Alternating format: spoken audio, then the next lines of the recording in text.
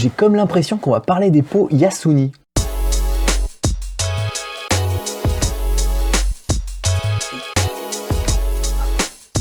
Un pot, non, deux pots, on va tester deux pots Yasuni dans cette vidéo et on va les tester complètement à 100%. La gamme Yasuni des pots de détente, elle est constituée de deux pots principaux, le Z et le R. Le Z, le plus bas de gamme, le R comme Racing, le plus élaboré apparemment. Mais par contre, on ne sait pas vraiment quelles sont les différences entre ces deux pots d'échappement. Il y en a certains qui m'ont posé cette question dans les commentaires et je leur ai indiqué simplement ce que j'ai trouvé sur le site de Yasuni même en disant que le R était un petit peu plus élaboré que le Z. Mais c'est assez flou, hein. Donc dans ce tuto, je vous propose de faire un test complet sur ces deux pots. Donc dans un premier temps, on va déballer les deux pots qui sont actuellement dans leurs emballages et on va les monter, puis on va les analyser physiquement. À quoi ils ressemblent déjà d'un point de vue design, quelle est la différence entre les deux, est-ce qu'il y a vraiment une différence entre les deux, puis on va à partir de leurs mesures physiques en déduire théoriquement ce qu'ils pourraient donner sur la route en termes de performance. Est-ce qu'il y a vraiment une différence entre ces deux pots, rien qu'avec les dimensions. Puis on va s'attaquer à la grande phase de test. Là pour le coup c'est une grande phase de test, d'ailleurs je suis sûr que la vidéo elle va être assez longue. On va tout tester dans ce tuto. On va tester dans un premier temps tous les pots bridés, on va rien changer, on va les garder bridés et on va les tester sur une configuration d'origine et sur une configuration un peu plus avancée, donc un kit Polini, un carburateur 17.5, un variateur élaboré, blablabla, etc. Et on va regarder ce que ça donne avec des pots de détente bridés. Est-ce que ça vaut le coup d'avoir un pot de détente bridé qui garde leur homologation? Puis dans un second temps, on va les débrider, on va enlever les brides, on va regarder comment on fait, puis on va faire les mêmes tests sur un booster d'origine et sur un booster un peu plus élaboré avec une configuration améliorée. Et on va regarder les performances. On va les comparer aussi aux performances qu'on a acquis avec le pot d'échappement que j'avais acheté d'occasion à 10 € et que j'avais retapé Bidalo S1R et on va regarder si ces pots Yasuni de détente sont vraiment intéressants à l'achat. Et cerise sur le gâteau, on va faire les tests acoustiques dans toutes les configurations. Quelle est l'évolution du bruit lorsqu'on passe d'un pot d'origine à un pot Yasuni bridé, puis débridé, le R, le Z, on va tout faire, on va tout comprendre, on va tout expliquer et surtout on va regarder ce que ces pots de détente changent.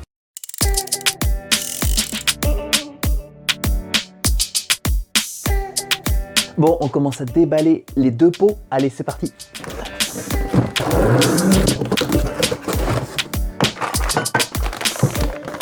Le collier pour la cartouche, une petite notice et un certificat d'homologation. Ça, c'est important. Les deux sont homologués, hein, je précise, Z et R sont homologués. Avec une petite notice très succincte, mais bon, un pot d'échappement, c'est pas bien compliqué non plus à monter.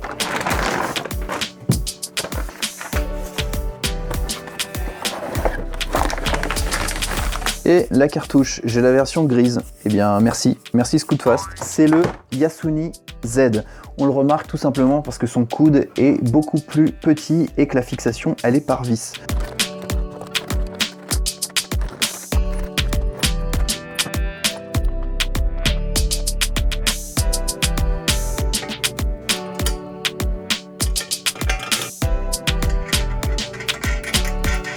Au passage, il manque la moitié des vis qui sont indiquées ici, hein.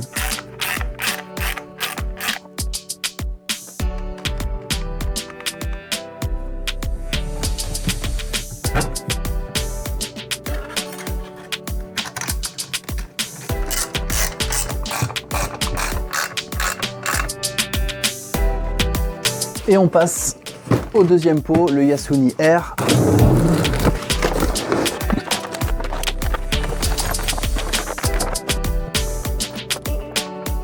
Toujours le certificat d'homologation pour le R, il est homologué aussi. Mais le montage est différent, on a un montage de la cartouche différent du Z puisqu'on a un ressort. Bon, à part de l'apparence, je vois pas ce que ça change.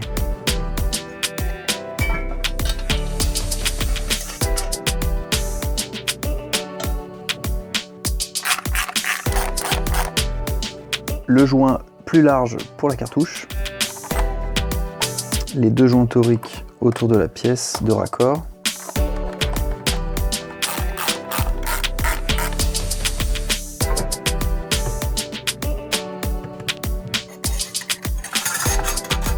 Tout comme pour le pot Z, la vis fournie est beaucoup trop longue. Si on la visse complètement, on risque de perforer le corps du pot. Donc il faut le caler avec des rondelles. Je trouve ça un peu dommage. Ou sinon changer la vis ou la modifier. le petit ressort à disposer. Alors c'est plus joli, mais c'est plus compliqué à mettre. Pour mettre le ressort, il y a une technique.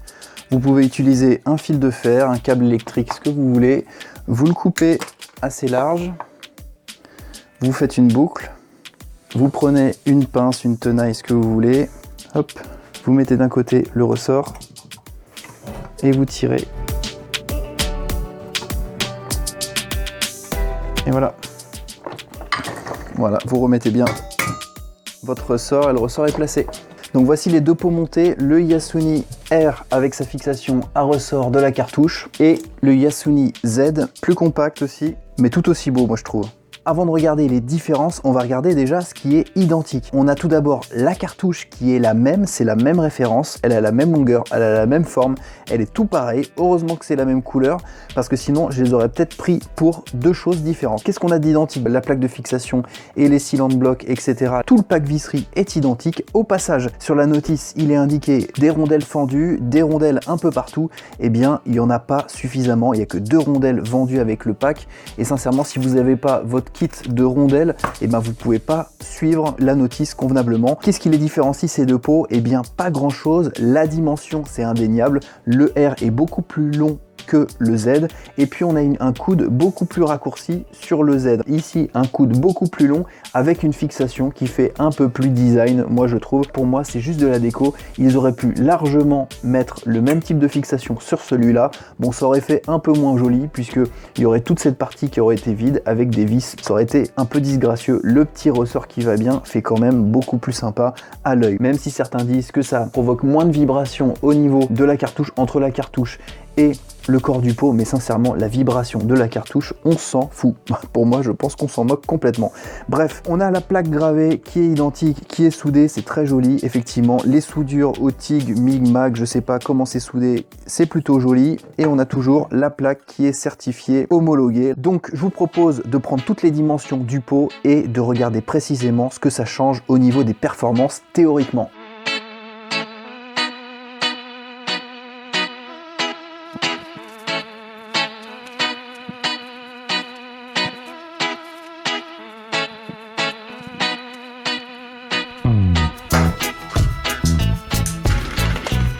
J'ai décortiqué les deux pots, je les ai mesurés dans tous les sens, j'ai tout reporté dans un tableau dans lequel on peut voir toutes les dimensions du pot, les angles, les dimensions, les diamètres, tout du pot. Comme ça, on va pouvoir comparer précisément les deux pots d'échappement et en déduire les performances de chacun. Avant de continuer plus loin, je vous conseille d'aller voir le tuto que j'ai fait sur le pot de détente, le fonctionnement d'un pot de détente, parce qu'on va parler de phénomènes physiques qui sont expliqués dans cette vidéo. Si vous voulez suivre, je vous conseille d'aller la voir avant. Ce qu'il faut savoir quand même dans un pot de détente, c'est qu'il fonctionne avec une forme particulière qui sert à réfléchir une onde de propagation qui sert à réinjecter le mélange frais qui n'a pas été brûlé dans la chambre de combustion, parce que les lumières d'admission et d'échappement sur un moteur de temps sont ouvertes en même temps. Donc c'est ces formes particulières qui vont faire qu'un pot d'échappement de détente sera plus adapté à des bas régimes, à des hauts régimes, etc. Donc c'est avec la prise de cote et les dimensions et la comparaison sur toutes ces dimensions qu'on va pouvoir en déduire si tel pot est plus ou moins avantagé pour tel ou tel régime. Pour faire ces comparaisons, j'ai scindé le pot en 5 parties.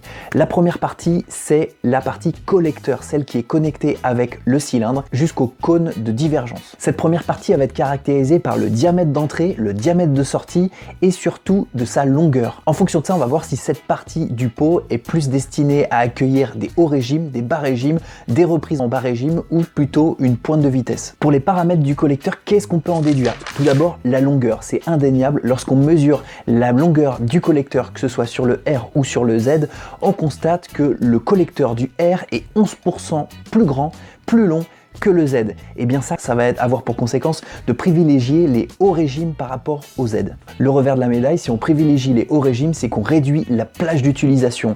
Mais ça, c'est compensé par l'ouverture du cône du collecteur. L'ouverture du cône du collecteur sur le pot R est un petit peu plus important que sur le Z. Ça veut dire que cette plage d'utilisation va être agrandi. Ce qu'il faut savoir sur ce collecteur, c'est que le rapport entre la longueur et le diamètre d'entrée du collecteur doit être égal à un chiffre entre 6 et 12 environ. Lorsqu'on est de 6 à 8, ça privilégie les bas régimes, les reprises, c'est plus adapté pour des motos de cross par exemple qui sont en bas régime et qui ont besoin de beaucoup de reprises, et au-dessus de 10, c'est plus adapté aux véhicules de vitesse. Là, en l'occurrence, on est plus adapté pour des véhicules de vitesse. Heureusement, parce que j'avais pas l'intention de faire du cross. Donc en conclusion, sur ce collecteur et avec les dimensions qu'on a pris, on peut constater que le R et le Z sont destinés à la vitesse, il n'y a pas de souci. Le R est un peu plus dimensionné pour des gros moteurs. La deuxième partie du pot qu'on regarde, c'est le cône divergent. C'est grâce à cette divergence qu'on va créer une dépression qui va pouvoir aspirer le mélange brûlé dans le pot d'échappement et ainsi vider littéralement le cylindre, la chambre de combustion, du gaz brûlé. Donc là on constate quoi? Eh bien on constate que la longueur du cône est identique. Que ce soit sur le R ou sur le Z, la longueur est la même. Par contre, comme on a vu que le diamètre d'entrée du cône était plus important sur le R, eh bien il en résulte que l'angle de ce cône va être moins important sur le R. Et si un angle est moins important sur le cône de divergence, eh bien ça va moins vider le cylindre et donc celui qui va mieux vider le cylindre privilégiera les bas régimes. Donc là, pour ce deuxième paramètre, le Z est un tout petit peu mieux situé que le R pour les hauts régimes. En même temps, ça va pas chercher très loin, la différence. Troisième partie, la chambre. Au milieu du pot, eh bien, on a une partie cylindrique qui n'a pas de pente divergente ou convergente. C'est la partie chambre. On constate que sur le R, la partie divergente et convergente sont quasiment touche-touche. Il n'y a pas de partie cylindrique. Par contre, sur le Z, on voit qu'il y a une partie chambre de 5 cm. C'est indéniable, ça se voit très bien. La présence de cette chambre implique un élargissement de la plage d'utilisation du pot de détente. Ça veut dire que sur le R, on aura un régime particulièrement bien ciblé. Sur le Z, on aura une plage plus étendue. Donc ce qui conforte encore le fait que le Z est plus adapté à des configurations polyvalentes. Le cône convergent, ensuite, la quatrième partie, elle sert à faire repartir l'onde pour réinjecter le mélange gaz frais qui est sorti malencontreusement du cylindre pendant l'ouverture simultanée des deux lumières et qui n'a rien à faire dans le pot d'échappement. Donc on le remet dans le cylindre pour qu'il explose et ainsi augmenter le rendement. En revanche, revers de la médaille, si ce cône est trop pentu, s'il est supérieur à 18 degrés, eh bien ça aura pour conséquence de baisser le régime du moteur. Dans les deux cas, on a des bonnes dimensions, on a à peu près 12-13 degrés, donc c'est parfait pour les deux et d'ailleurs ils sont presque identiques. Avant de parler du cinquième élément, Lilou, on va parler de la longueur de réflexion du pot. C'est à la moitié du cône convergent qu'on va pouvoir mesurer la longueur du pot d'échappement, la longueur de réflexion qui va en fait déterminer la longueur que parcourt l'onde en aller puis en retour, donc le temps parcouru par l'onde pour réinjecter le mélange frais dans le cylindre. Ce temps particulier correspond à un régime moteur et ce régime moteur, c'est celui qui va être privilégié pour augmenter le rendement. Qu'est-ce qu'on constate sur cette longueur de réflexion? On constate que simplement le R et le Z sont pratiquement identiques à 2,5 cm près. On a une longueur de réflexion plus longue sur le R plutôt que sur le Z, de l'ordre de 2,5 cm. Ça veut dire que l'onde parcourra 5 cm de plus sur le R, donc privilégiera des régimes un peu plus petits. En faisant un calcul un peu plus compliqué, on s'aperçoit que rajouter 5 cm implique de baisser le régime de résonance à peu près de 75 tours par minute, donc c'est vraiment rien du tout. En revanche, j'ai refait la mesure sur le Bidalo S1R que j'avais testé précédemment, et là on a une différence de parcours de l'onde de plus de 6 cm, donc en fait ça veut dire que l'onde parcourt 12 cm de plus avec le pot Bidalo que le pot Z. Ça veut dire que le régime moteur privilégié par le pot d'échappement est 200 tours par minute environ moins important que sur le Z. Donc j'espère que dans les tests on verra la différence entre le Bidalo et les Yasuni. La cinquième partie à regarder, c'est le tube de fuite. Le tube de fuite, il est beaucoup plus long, c'est indéniable, on le voit visuellement du premier coup d'œil entre les deux pots. Le Yasuni R est beaucoup plus long en termes de tube de fuite. Et qu'est-ce que ça prouve? Qu'est-ce que ça fait? Eh bien on va le voir tout de suite. Le tube de fuite, il a deux paramètres. Dans un premier temps, la longueur. On va laisser de côté pour le moment la cartouche, puisque la cartouche, on a vu, c'est la même. Par contre, on voit bien que le tube de fuite est beaucoup plus long sur le R que sur le Z. Alors qu'est-ce que ça implique? Un tube de fuite plus long favorisera les mi-régimes et augmentera l'allonge du scooter. A contrario, des tubes de fuite plus courts privilégiera l'accélération et les bas régimes. Si on a un tube de fuite tout petit, on n'aura pas assez de débit, le gaz d'échappement s'évacuera pas bien, on aura une hausse de la température du moteur. Et inversement, lorsqu'on aura un tube beaucoup plus important en termes de diamètre, eh bien on aura une température de moteur beaucoup moins importante aussi. Donc là c'est indéniable, le R avec ses 58% de plus de longueur de tube de fuite, et bien là on va voir, je pense qu'il y a vraiment une différence sur la longe. En conclusion, qu'est-ce qu'on peut dire avant de faire les tests? Eh bien on va faire nos prévisions avant les tests. Moi je pense que le R il est plus dimensionné pour des plus grosses configurations, le Z il est plus adapté à une configuration petite, un petit élément rajouté, un carburateur 17.5 ou sur un Origin, mais pas plus. Et le R avec une plus grosse configuration, il nous permettra vraiment de pousser le scooter en allonge. On verra bien ce que ça donne, ce sera la surprise avec les tests. Allez, je pense qu'on a fait le tour de tout ce qu'on pouvait dire sur le physique, sur la dimension, sur ce que ça pouvait envisager, sur les performances et sur les tests. On va maintenant faire les tests, tout ce que vous attendez, les uns après les autres, avec des configurations différentes et avec les différents pots. Allez, c'est parti!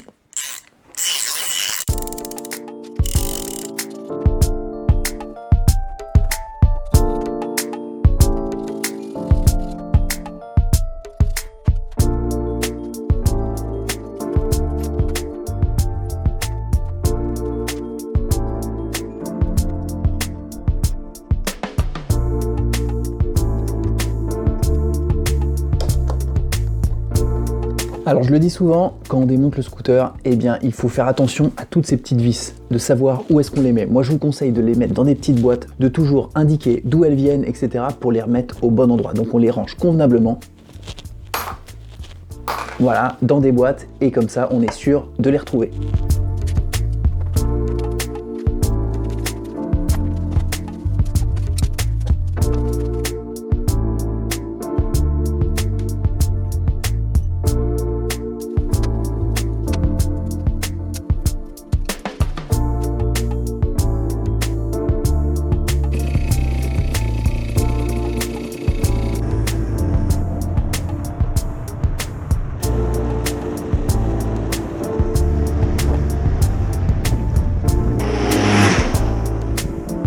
Comme je l'ai dit au début de la vidéo, ces tests vont débuter par les tests des pots d'échappement Yasuni bridés avec les deux brides qu'il y a dans la cartouche et à l'entrée du pot. Donc j'ai mis tour à tour une configuration type Origin et une configuration améliorée avec un kit 50, un carburateur 17.5, un variateur Polini, la boîte à clapet mal aussi avec les lamelles Polini, et je suis parti sur la route pour faire des essais, toujours les mêmes, avec un départ arrêté sur le même trajet, dans les mêmes conditions. Et là, j'ai jamais fait des tests aussi nuls. J'avais même honte de circuler avec un scooter aussi défaillant, qui était vraiment pas puissant. Mais bon, moi ce que j'avais envie de vous montrer dans cette première partie de test, c'était que quand on achète des pots d'échappement Yasuni qui sont homologués, donc avec des brides et qui sont réglementaires, on peut les utiliser, on peut changer son pot d'échappement d'origine par des pots Yasuni, mais il y a une contrepartie, c'est qu'il faut garder les brides. Et quand on garde les brides, je voulais vous montrer ce que ça donnait. Avant de développer les résultats dans les courbes, je vous propose de parler un peu d'acoustique. L'acoustique c'est important parce que c'est aussi réglementaire. Si vous dépassez l'intensité acoustique indiquée sur votre plaque moteur, vous risquez des amendes, voire une confiscation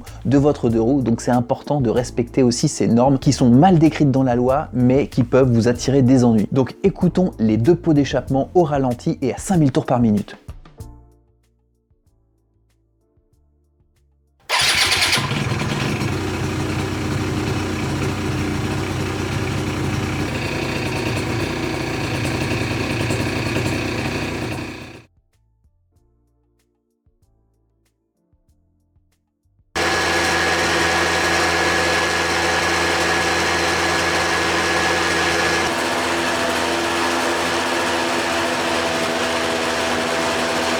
Vous avez peut-être décelé un bruit différent pour le Z, pour le R au ralenti ou à 5000 tours par minute à haut régime. Moi, en tout cas, j'ai pu relever que l'intensité acoustique des deux pots, que ce soit au ralenti ou à 5000 tours par minute, sont globalement similaires. On a un pot un peu plus silencieux pour le R au ralenti, c'est étonnant, mais vraiment, c'est peut-être des incertitudes de mesure encore, mais un petit peu quand même. Et à 5000 tours par minute, eh bien, c'est le Z qui se retrouve un peu plus silencieux que le R, mais encore une fois, à très peu de choses près, on a moins d'1 dB entre chaque mesure, donc vraiment c'est la même chose. Mais une chose intéressante, c'est qu'ils font même moins de bruit qu'un pot d'origine débridé, c'est à noter. Maintenant passons au test proprement dit de vitesse. En introduction, moi je peux vous dire que j'ai jamais fait des tests aussi pourris, il faut le dire, ils sont nuls les tests, ils sont nuls les résultats, on n'avance pas l'accélération est minable, la vitesse de pointe est encore plus minable. C'est encore moins bien qu'avec un pot d'origine même bridé. Enfin bon. Dans un premier temps, au démarrage, plusieurs personnes me l'ont dit dans les commentaires et je le confirme, avec des Yasuni bridés, il est impossible de démarrer lorsque le scooter est froid. Il faut vraiment attendre que le scooter il est chauffé pour pouvoir espérer démarrer. Sinon, même en tournant la poignée à fond, plein gaz, le scooter n'avance pas du tout. Une fois que le scooter était chaud, j'ai pu enfin partir et là, surprise, enfin surprise presque pas, les performances c'est pas du tout ça, on n'avance pas du tout, l'accélération est très laborieuse, on tourne la poignée de gaz à fond, le scooter met un temps à démarrer, il est complètement engorgé et ça pour les 4 configurations, hein. Avec le Yasuni Z ou R en origine ou en kit amélioré, c'est la même chose, on a du mal à démarrer, la phase d'accélération est laborieuse, on n'arrive pas à monter dans les tours. D'un côté ça se comprend, quand on voit la taille des brides, que ce soit à la sortie du pot ou en entrée de cartouche, et bien passer dans un petit trou comme ça, sachant que le cylindre doit quand même se vider complètement pour accueillir le mélange frais à nouveau dans la chambre de combustion, on comprend que le rendement c'est pas du tout ça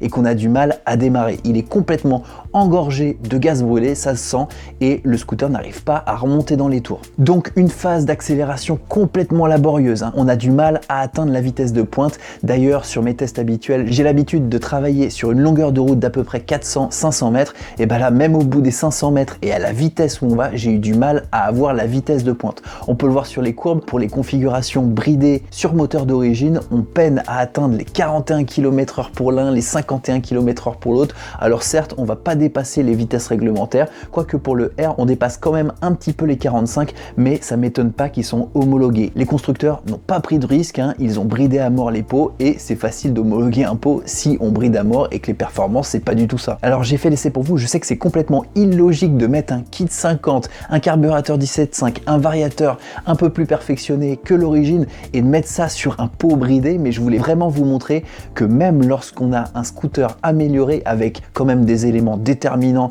dans la potentielle performance qu'on peut atteindre, il suffit d'avoir un élément ultra bridé et là le scooter il avance pas du tout. C'est exactement ce qui se passe avec les pots Yasuni R et Z qui sont vraiment pas mal, ça se sent quand même, mais lorsque les brides sont encore présentes, malgré le fait qu'on mette un kit 50, etc., eh bien on a des performances ras des pâquerettes. Si vous aviez l'intention d'acheter un pot Yasuni et de le garder bridé parce que vous êtes consciencieux et que vous voulez pas être hors la loi, vous voulez rester dans l'homologation, et bah gardez vos sous, ça sert à rien d'acheter un pot Yasuni à 150 €, vous allez perdre de l'argent, vous allez même perdre des performances par rapport à un pot d'origine, même bridé, donc c'est pas du tout intéressant. Certes, vous avez un look un peu plus sympa sur votre scooter, sur le côté droit, c'est vrai que c'est pas mal, vous avez un bruit différent, d'ailleurs qui fait très peu de bruit, donc au moins vous êtes averti sur la question. Maintenant, on va procéder au test avec les pots débridés, et là on va voir ce que ça donne. Donc dans un premier temps, on va d'abord les débrider. Je rappelle une chose, c'est qu'une fois qu'on enlève les brides, eh bien les pots d'échappement ne sont plus homologués sur la route, donc logiquement il faut se cantonner au circuit. Donc si vous avez des circuits dans le coin, c'est pas mal, pas question d'y aller sur la route. C'est comme ça. Donc on va procéder au débridage, puis au test dans les deux configurations, comme cette première partie de test, à savoir avec une configuration origine et avec une configuration optimisée, avec tous les éléments que j'ai précédemment testés dans mes vidéos. C'est reparti, on va démonter tout ça.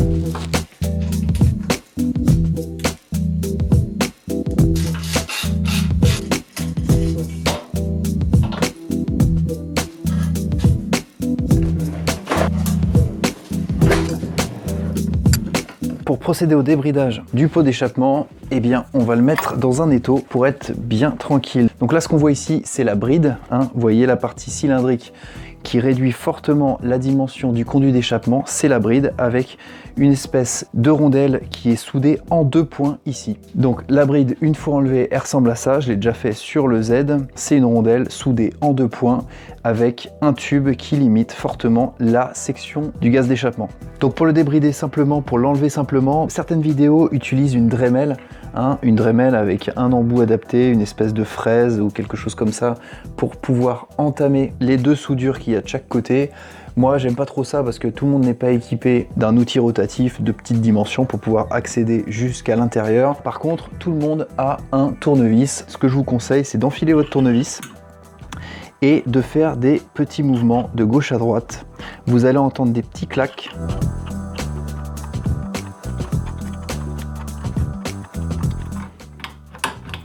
Voilà, on a entendu qu'il y avait une soudure qui avait craqué.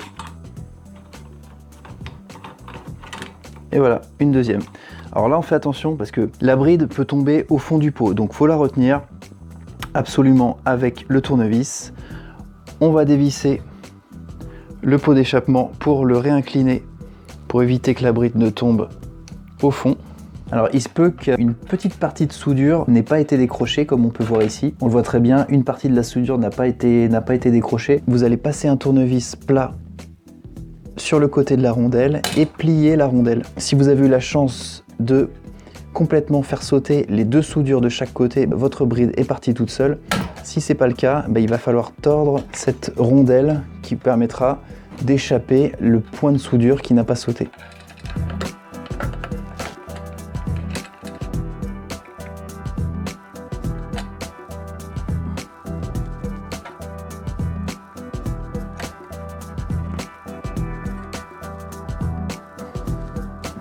Je prends la pince magique.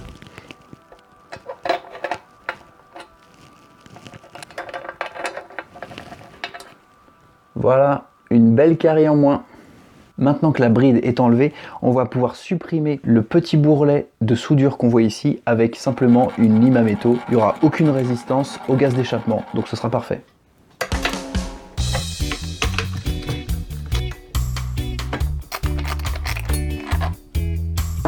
La bride est ici, on voit bien une rondelle qui obstrue complètement l'évacuation des gaz d'échappement.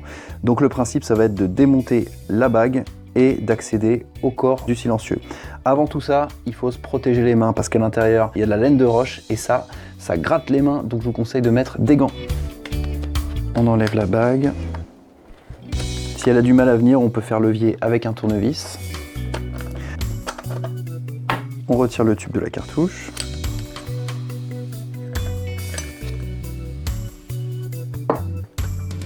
Donc c'est la laine enroulée.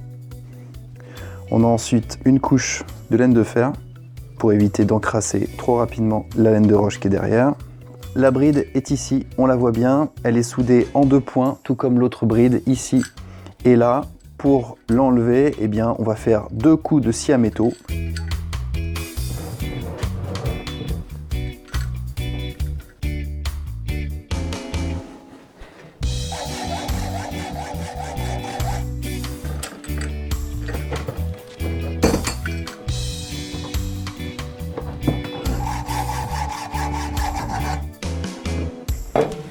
Donc j'ai fait deux traits de scie au niveau des deux soudures de part et d'autre de la bride. La bride est complètement désolidarisée. Voilà, la bride est enlevée. On remonte l'ensemble de la cartouche et c'est parti, on va faire des essais.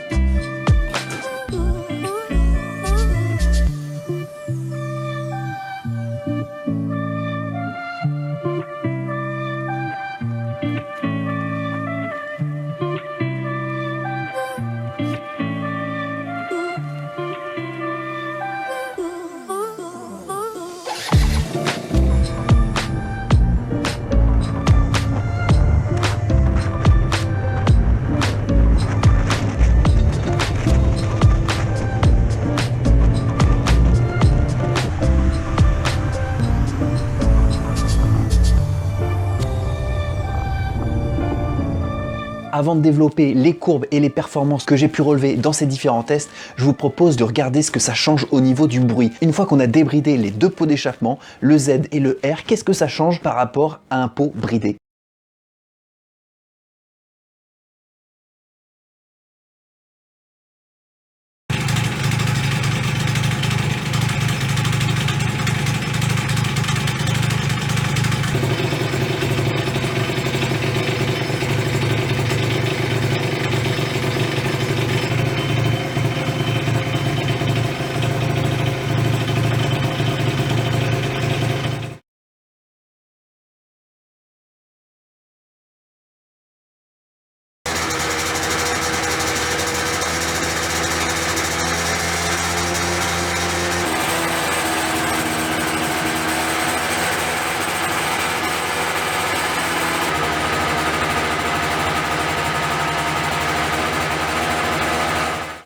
Alors vous l'avez entendu, le Yasuni R, une fois qu'il est débridé au ralenti, il prend énormément d'intensité acoustique. On a plus 2,7 dB supplémentaires avec le R, ce qui multiplie pratiquement par 2 le bruit ressenti lorsqu'on débride un Yasuni R. Pour bien se rendre compte de ce que donnait la bride au niveau de la cartouche, moi j'ai gardé cette bride et j'ai fait un test acoustique et on voit que ça change pas grand chose. On a 2,2 décibels supplémentaires même avec la bride de cartouche, donc c'est pas celle-là qui optimise le bruit, pas du tout. Le Z tant qu'à lui, au ralenti, lui, lorsqu'on enlève toutes les brides, on augmente seulement d'1 dB l'intensité acoustique, donc globalement c'est pas grand chose. Ça se vérifie aussi à 5000 tours par minute. Avec le R on a plus de dB, avec le Z on a pareil 1 dB supplémentaire, donc le fait de débrider c'est indéniable, ça augmente le bruit ressenti. Je rajouterai quand même que les bruits qu'on ressent avec le R et le Z sont globalement identiques à un pot d'origine débridé, donc de ce point de vue là, moi ça m'a pas trop choqué. C'était nettement plus agréable d'ailleurs que le Bidalo. Le Bidalo, quand je l'utilisais dans la rue, limite j'avais un peu honte, je trouve que ça fait un peu trop de bruit. Bon, faut peut-être se dire que ça vient peut-être de la laine de roche que j'ai remplacée dans la cartouche. Pourtant c'est une Bidalo, c'est une laine d'origine qui est adaptable pour le pot Bidalo, donc normalement c'est fait pour, mais j'ai l'impression que la laine de roche qu'on enroule dans la cartouche, celle dont sont munies les cartouches Yasuni, ça a l'air d'être plus performant d'un point de vue acoustique. Ça fera peut-être l'objet d'une petite vidéo. Donc en conclusion, en débridant, on augmente le bruit, c'est indéniable. Ce bruit est quand même proche d'un pot d'échappement d'origine débridé. Par contre, un truc important, le son, chacun ses goûts, ok. Par contre, le son du Z est beaucoup moins agréable que le R. Le Z, il fait un bruit de casserole. Sincèrement, le pot résonne beaucoup. Le R, il est beaucoup plus feutré, beaucoup plus adapté à une conduite. Moi, je trouve que c'est beaucoup plus agréable de conduire avec le Yasuni R que le Z. Je précise quand même que c'est les mêmes silencieux, hein. Donc les silencieux n'ont rien à voir là-dedans. On a vraiment une différence de résonance dans le corps du pot d'échappement. Alors maintenant, les résultats, les courbes, les résultats, les performances, les accélérations, les pointes. On veut tout savoir. Je vais d'abord parler lorsque je suis en origine, c'est-à-dire que j'ai tout mon scooter en origine. J'ai simplement changé le pot d'échappement débridé et je regarde les performances. Alors qu'est-ce que ça donne? Parlons du cas d'abord de la bride conservée dans la cartouche. Eh bien, on constate que la courbe que j'ai obtenue est globalement identique à une configuration quittée, bridée du R. Voilà. Pour faire simple, c'est ça. Il y a juste une libération de la pointe en fin de courbe. On voit bien que le fait d'avoir enlevé la bride au niveau de l'entrée du pot fait quand même que ça libère les gaz d'échappement en sortie de cylindre et ça augmente la pointe. On obtient 71 km/h en pointe, ce qui est pas mal pour un pot d'échappement dont on a gardé la moitié des brides. Mais si vous avez commencé à débrider, bah autant le faire complètement. On fait sauter la bride de la cartouche et on y va, on regarde ce que ça donne. Eh bien moi, je trouve que c'est un peu décevant. Avec un carbut 12, on voit bien que la courbe, elle a du mal à se lancer. On n'a pas assez de carburation qui arrive dans le moteur qui pourrait être éjecté dans un pot d'échappement qui est vraiment fait pour du haut régime. Et sincèrement, je suis assez déçu de ce que ça donne sur un origine auquel on n'a rien touché. Pourtant, j'ai testé différentes configurations, des gicleurs différents, j'ai revu ma variation. Franchement, j'ai fait pas mal d'essais et je suis tombé sur le même genre de courbe. Ce que vous voyez à l'écran, c'est les courbes que j'ai obtenues les plus performantes. Et on voit quand même qu'il y a un creux d'accélération indéniable. C'est même moins intéressant qu'avec un pot débridé d'origine. Donc là, les deux pots d'échappement Yasuni R et Z, moi ils m'ont pas convaincu si on veut juste rajouter un pot d'échappement sur une configuration d'origine. Il faut faire autre chose. Cette autre chose, par exemple, ça peut être rajouter un carburateur 17.5. Rien que le fait de rajouter un carburateur va augmenter la quantité de mélange qui est injecté dans le cylindre et je suis sûr que ça change beaucoup. De toute façon, on le verra par la suite quand on met le kit Poligny et tous les éléments additionnés, et bien c'est une fusée. Donc en changeant ce petit élément là, je suis sûr qu'on peut résoudre ce problème d'accélération parce que la pointe c'est pas si sale que ça, hein. On a une pointe avec le Yasuni R de 76 km/h, ce qu'on n'avait pas obtenu avec le pot Bidalo S1R. Je vous rappelle que j'avais eu à peu près obtenu 72 km/h en max. Par contre avec le Bidalo S1R, j'avais eu une bonne accélération. Le Yasuni Z, lui, il est un niveau en dessous quand même du Yasuni R parce qu'on a une pointe de 75 km/h avec une accélération encore moins bonne, vous le voyez à l'écran. Si on parle que de la pointe, c'est quand même intéressant par rapport à de l'origine. On gagne 7 km/h avec le R, on gagne 5,5 km/h avec le Z. Donc en résolvant ce problème d'accélération, on obtient des bonnes performances. Donc en conclusion sur ces tests d'origine, le R il se démarque du Z par une meilleure accélération, même si elle n'est pas terrible, et par une pointe un peu meilleure. Maintenant j'ai testé ces deux pots d'échappement débridés avec une configuration avancée. Alors là je vous affiche les deux courbes, c'est vraiment intéressant et c'est vraiment des bonnes courbes. J'ai jamais obtenu des meilleures courbes qu'avec cette configuration. Franchement franchement j'ai obtenu une super config là. On a vraiment une super bonne accélération. Alors on constate quand même que le Yasuni R permet d'avoir une meilleure accélération que Yasuni Z à peu de choses près, mais ça se sent. Au niveau de la poussée dès le démarrage, ça se sent vraiment. Et on remarque quelque chose d'intéressant. Vous savez, les pots de détente, il y a un moment où ça pousse. C'est-à-dire que l'onde qui se réfléchit dans le pot permet de réinjecter les gaz frais dans la chambre de combustion pour activer un peu plus le rendement moteur. Ça sent, on a un espèce de petit coup de boost et l'accélération part d'un coup. C'est ce qu'on constate avec le Yasuni R et le Z, mais à différents moments. On le sent avec le Yasuni R, pour ma part, à 7600 tours par minute environ, d'où l'intérêt d'avoir un compte tour. Et pour le Yasuni Z, on le sent vers 7900 tours par minute, soit 300 tours par minute d'écart. C'est pas grand chose, mais ça change la donne sur la courbe. On le voit bien, par exemple, pour le Yasuni Z, qu'à un moment, la courbe reprend un fléchissement et part en accélération. Et bien, c'est ce coup de boost provoqué par le pot de détente. Et si vous vous en rappelez bien, au début de vidéo, on l'a remarqué, le pot Yasuni R était un peu plus long que le pot Yasuni Z, ce qui implique que le Yasuni R privilégiera un régime moteur plus bas que le Z et ça se vérifie sur les courbes. Bref, de toute façon, à la fin, en pointe, après une bonne vingtaine de secondes d'accélération, on obtient la même vitesse de pointe à peu de choses près, à 0,5 km/h près. On obtient une bonne vitesse de pointe à 91,5 km/h, ce qui est vraiment une bonne vitesse. Au passage, avec la même configuration, j'ai obtenu une vitesse de pointe nettement supérieure au Bidalo S1R, puisque le Bidalo S1R, je m'étais arrêté à 88 km/h, je gagne 3 km/h de plus, rien qu'en changeant le pot d'échappement d'un type différent. Donc les deux Yasuni, ils fonctionnent bien. Voilà, je pense qu'on a fait le tour de ce test avec les deux pots d'échappement bridés, non débridés, bridés partiellement, on a tout vu. Moi, ma conclusion là-dessus, c'est que c'est des bons pots d'échappement. En revanche, pour moi, ils sont plus adaptés, pas pour de l'origine, pas si on veut simplement changer un pot, bien sûr, faut le débrider, sinon ça sert à rien du tout, mais pour un modèle possédant des petits éléments un peu plus performants. Alors moi j'ai une petite préférence quand même pour le R. D'un point de vue esthétique, avec le petit ressort, il fait nettement plus racing, nettement plus travaillé. Aussi d'un point de vue son, il est nettement plus agréable. Qu'il soit bridé ou débridé, franchement, c'est plus sympa de rouler avec le R qu'avec le Z. Le Z, on a l'impression de traîner des casseroles derrière soi, franchement, c'est pas agréable. Après en performance aussi, le R, il se démarque un petit peu. Alors il se démarque beaucoup lorsqu'on est en configuration d'origine, mais même en configuration d'origine, il est pas très performant en accélération. Mais en configuration optimisée, là aussi il se démarque d'un petit peu en accélération et en pointe aussi un tout petit peu, mais globalement ils ont à peu près les mêmes performances lorsqu'on est en configuration améliorée. Surtout que le prix il est à peu près identique. Alors en fonction des finitions des cartouches du pot, eh bien on a des prix qui varient, ce qui est à peu près normal. Le R il va de 135 à 170 € et le Z va de 122 à 149 €, donc à peu près 10 à 20 € d'écart. Franchement c'est tout trouvé, je prends le R sans réfléchir. Après vous faites ce que vous voulez, si vous aimez les casseroles. Voilà, j'espère que vous avez apprécié cette vidéo, elle était un peu longue je pense, mais au moins on a vu ce que c'était les deux pots Yasuni R et Z. J'ai eu beaucoup de commentaires qui me demandaient quelles étaient les différences, qu'est-ce qui changeait entre le Z et le R, le bruit, les performances, etc. Et bien maintenant, on sait tout je pense. Si vous avez des questions, n'hésitez pas à le faire aussi sur Instagram. Mon Instagram, je l'utilise surtout pour permettre de discuter avec vous, avec des vidéos, avec des messages vocaux, avec des photos. C'est toujours plus simple de résoudre un problème que sur des commentaires YouTube qui sont assez limités. N'hésitez pas à aller faire un tour, à vous abonner aussi, pourquoi pas, et comme ça on pourra peut-être parler ensemble et trouver des solutions à vos problèmes. Je suis pas sûr de le trouver, mais on va essayer ensemble. Si vous avez des idées de vidéos, n'hésitez pas à me les indiquer. Sincèrement, moi je préfère faire des tutos qui fonctionnent et qui intéressent des gens. En plus, j'ai la chance d'avoir Scootfast derrière moi pour me transmettre des pièces à moindre coût, donc vous avez de la chance, n'hésitez pas à me le dire, de me tester des pièces, n'hésitez pas à le faire. J'en profite pour vous indiquer qu'avec Scootfast, vous avez moins 5% avec le code promo que je mets ici. N'hésitez pas à l'utiliser, c'est toujours ça. Si vous avez aimé la vidéo, un petit pouce bleu. Et si ce n'est pas encore fait, vous pouvez vous abonner. D'ailleurs, je précise qu'on a dépassé les 20 000 abonnés. Je suis super content. En commençant à faire des vidéos, je pensais vraiment pas arriver à ce niveau. Je vous remercie beaucoup. Et je vous l'ai toujours dit, en parlant autour de vous, on va toujours faire grossir la chaîne et on pourra tester toujours plus de pièces. Notamment, c'est comme ça que Scootfast m'a repéré et m'a parrainé pour pouvoir me fournir certaines pièces pour réaliser des tutos. Merci beaucoup d'ailleurs. Sur ce, je vous dis à très bientôt pour une nouvelle vidéo. Ciao!